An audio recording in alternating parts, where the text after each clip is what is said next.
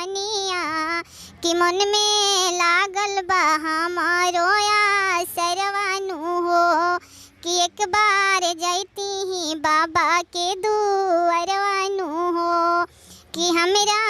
लागल बा मोना में आसरवानु हो कि एक बार जैती ही बाबा के दुअरवानु हो। बाबा से मांगे में हम बलदानियानु हो हम सिरवा झुकाई के गुरुजी से मांगे में बलदानियानु हो हम सिरवा झुकाई के मन में लागल बाटे हमारी आसरवानु हो कि एक बार जैती ही बाबा के दुअरवानु हो। बाबा जी से हम ही सिरवा झुकाई बहो जैब देवघर राजा धनिया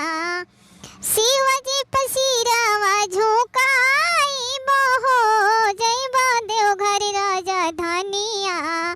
भोला जी से मांगब बलदानियानु हो जैब बाबा के दुआरिया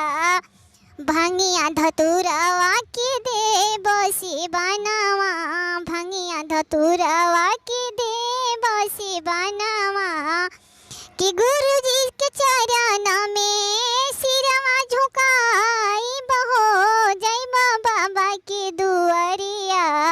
कि मन में लागल बा हमरो आसरवानु हो कि एक बार जैबही बाबा के दुअरवानु हो। गुरुजी से मंगबा बलदानियानु हो मंगबा सिरवा झुकाई के गुरुजी से मंगबा बलदानवानु हो मंगबा सिरवा झुकाई के कि हमरा खुशियाँ दी हैं घर में बाबा नु हो कि दाया मंगबो की रिपुआ गुरु देव से हो भभूतिया से करबो सिंगारावनु हो जैबो देव घर नगरिया गुरुजी के चरण में सिरवा झुकाई बनु हो जैबो बाबा राजा धनिया गुरुजी के चरण में सिरवा झुकाई बनु हो जैबो देव राजा धनिया।